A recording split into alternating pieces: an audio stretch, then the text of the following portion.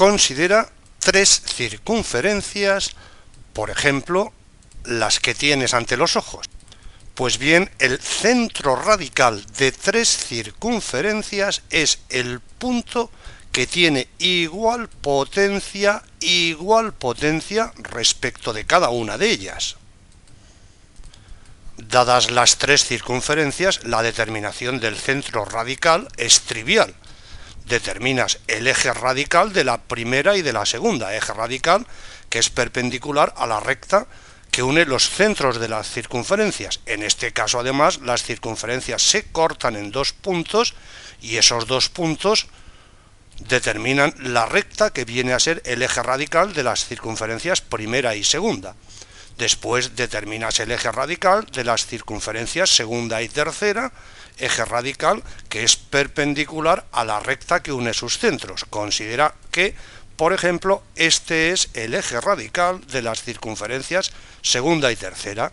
Así las cosas, la intersección, el punto de intersección de las dos rectas es justamente el centro radical. Y naturalmente puedes apostar tranquilamente la vida a que por este punto pasa el eje radical de las circunferencias primera y tercera. Fíjate ahora en estas tres circunferencias, sus centros están alineados, están en una misma recta. Por tanto, el eje radical de la primera y la segunda es perpendicular a esta recta. Considera que es el que indicamos.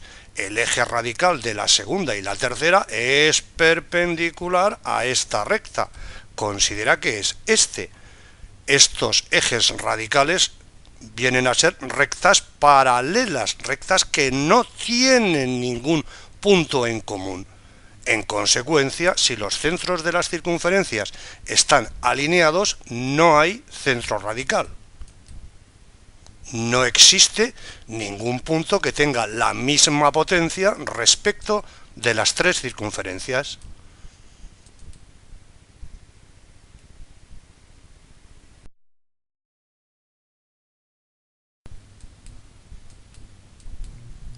A modo de ejemplo, vamos a determinar el centro radical de las tres circunferencias cuyas correspondientes ecuaciones estamos señalando. Empezamos determinando el eje radical de la primera y la segunda circunferencia, lugar geométrico de los puntos que tienen la misma potencia respecto a la primera y respecto a la segunda circunferencia. La potencia del punto P respecto de esta circunferencia es este número. Aquí lo tienes. La potencia de P respecto de esta circunferencia es este número. Aquí está. A partir de esta condición llegamos trivialmente a la ecuación general de la recta que viene a ser el eje radical de las dos primeras circunferencias, lugar geométrico de los puntos que tienen igual potencia respecto de las dos primeras circunferencias. Determinamos a continuación el eje radical de las circunferencias primera y tercera. Fíjate, potencia respecto de la primera circunferencia ha de ser igual a la potencia respecto de la tercera circunferencia, que es este número. A partir de aquí obtenemos la ecuación general de la recta correspondiente al eje radical de las circunferencias primera y tercera. Así, el punto de intersección de estas dos rectas es el centro radical. Tiene abscisa 2 y ordenada 1.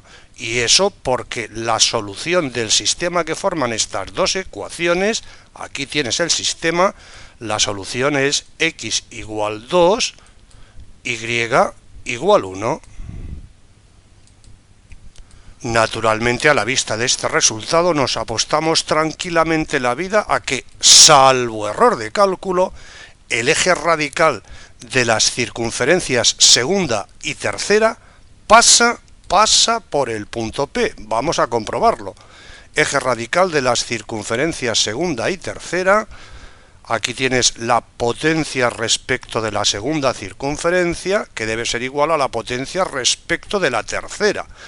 A partir de esta condición obtenemos el eje radical de las circunferencias segunda y tercera. Eje radical que pasa por el punto P que indicamos. Si vienes aquí y sustituyes x por 2 e y por 1, se satisface esta condición. Por tanto, el eje radical de las circunferencias segunda y tercera pasa por el punto P de intersección del eje radical de la primera y la segunda y el eje radical de la primera y la tercera. En fin, si te molestas en ello, puedes comprobar que el punto P, el centro radical, tiene potencia 1 respecto de las tres circunferencias. Por lo demás, no hay que decir que esto es tan sencillito que debe ser capaz de gestionarlo tu mano sola sin ninguna ayuda del cerebro.